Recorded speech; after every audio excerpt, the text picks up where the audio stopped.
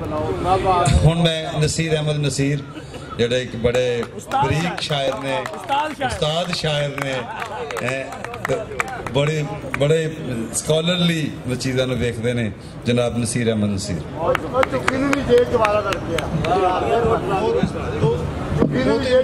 दो तीन नवे नवे भी नवे पुराने बात तो दो शेर के बाद दो शेर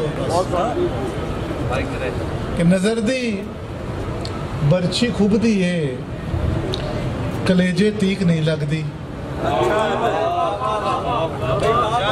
नजर दी बरछी खुबदी है कलेजे तीक नहीं लगती।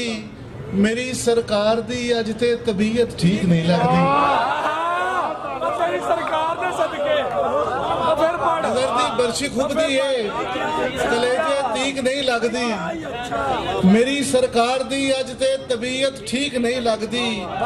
और नदीदी अख पई आखे कि चुस्की घुट ना होवे।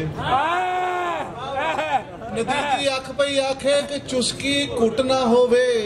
अदा मौसम दी कहंदी है तेरे तो ढीक नहीं लगती।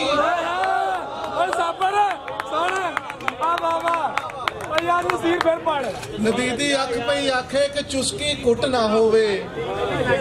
अदा मौसम दी कहंदी है तेरे तो ढीक नहीं लगती। यार नसीर वाह कि बूहा ते खड़काओ यार आसमाना दा। बूहा ते खड़काओ यार आसमाना दा। दिसे ते सही चौकीदार आसमाना दा।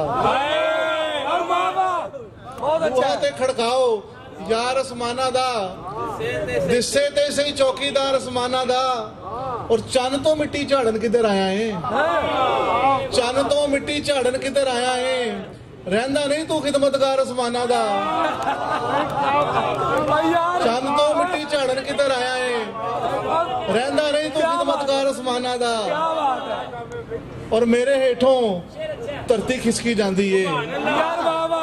मेरे हेठों धरती खिसकी जाती है। मेरे सिर तो चुको भार आसमाना दा।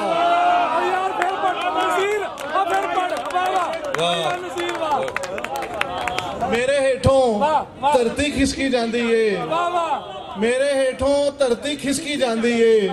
मेरे सिर तो चुको भार आसमाना दा।